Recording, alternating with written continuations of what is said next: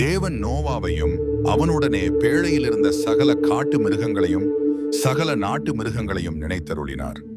தேவன் பூமியின் மேல் காற்றை வீச பண்ணினார். அப்பொழுது ஜலம் அமர்ந்தது.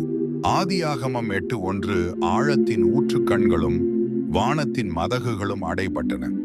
வானத்தின் மழையும் நின்று போயாயிற்று. ஆதியாகமம் 8:2 ஜலம் பூமியிலிருந்து நாளுக்கு நாள் வற்றிக்கொண்டே வந்தது. 150 நாளுக்கு பின்பு ஜலம் வடிந்தது. ஆதியாகமம் 8:3 7ஆம் மாதம் 17ஆம் தேதியிலே பேழை அரராத் என்னும் மலைகளின் மேல் தங்கிற்று. ஆதியாகமம் 8:4 10ஆம் மாதம் மட்டும் ஜலம் வடிந்து கொண்டே வந்தது. 10ஆம் மாதம் முதல் தேதியிலே மலைச்சிகரங்கள் காணப்பட்டன. ஆதியாகமம் 8:5 40 நாள் சென்ற பின் நோவாதான் பேழையில் செய்திருந்த ஜன்னலை திறந்து ஆதியாகமம் 8:6 ஒரு காகத்தை வெளியே விட்டான்.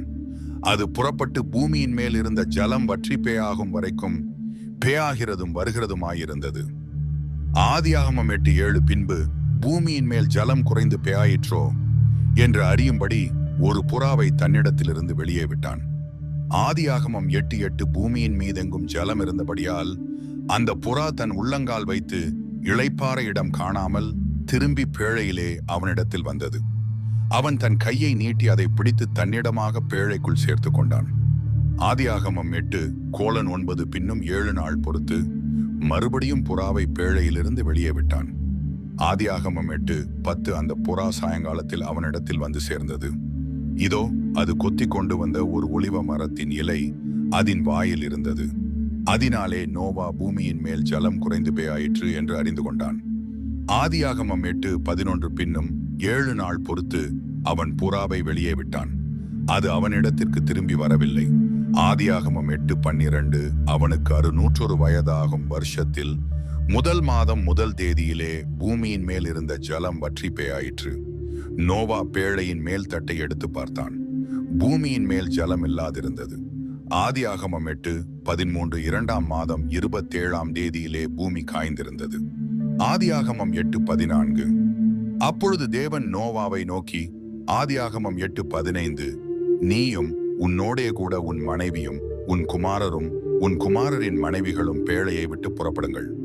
ஆதியாகமம் 8:16 உன்னிடத்தில் இருக்கிற சகலவித மாம்ச ஜந்துக்களாகிய பறவைகளையும் மிருகங்களையும் பூமியின் மேல் ஊறுகிற சகல பிராணிகளையும் உன்னோடே வெளியே வரவிடு.